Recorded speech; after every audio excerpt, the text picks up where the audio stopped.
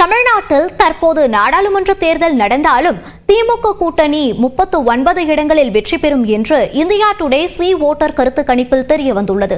திமுக கூட்டணியின் வாக்கு வங்கி 5 விழுக்காடு அதிகரித்திருப்பதாகவும் தெரியவந்துள்ளது. 2024 நாடாளுமன்ற தேர்தலில் எந்த கட்சிக்கும் அறுதி பெரும்பான்மை கிடைக்காத நிலையில் மக்களின் தற்போதைய மனநிலை குறித்து இந்தியா டுடே சி ஓட்டர்ஸ் இணைந்து கருத்து கணிப்பு நடத்தியுள்ளது. கடந்த ஜனவரி 2ஆம் தேதி முதல் பிப்ரவரி 9ஆம் தேதி வரை நாடு முழுவதும் 1,25,000க்கும் மேற்பட்டோரிடம் கருத்து கணிப்பு நடத்தப்பட்டுள்ளது.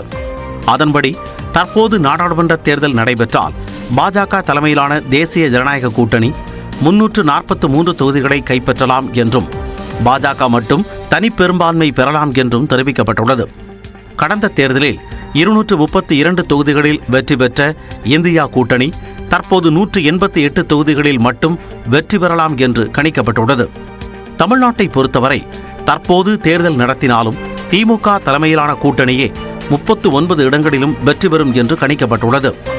அதிமுக பாஜகவுக்கு ஒரு தொகுதி கூட கிடைக்காது என்றும் இந்தியா டுடே சி ஓட்டர் கருத்து கணிப்பு தெரிவித்துள்ளது. கடந்த நாடாளுமன்ற தேர்தலில் திமுக கூட்டணி 47 விழுக்காடு வாக்குகளை பெற்றிருந்த நிலையில் தற்போது தேர்தல் நடைபெற்றால் 52 விழுக்காடு வாக்குகள் கிடைக்கும் என்று தெரிவிக்கப்பட்டுள்ளது.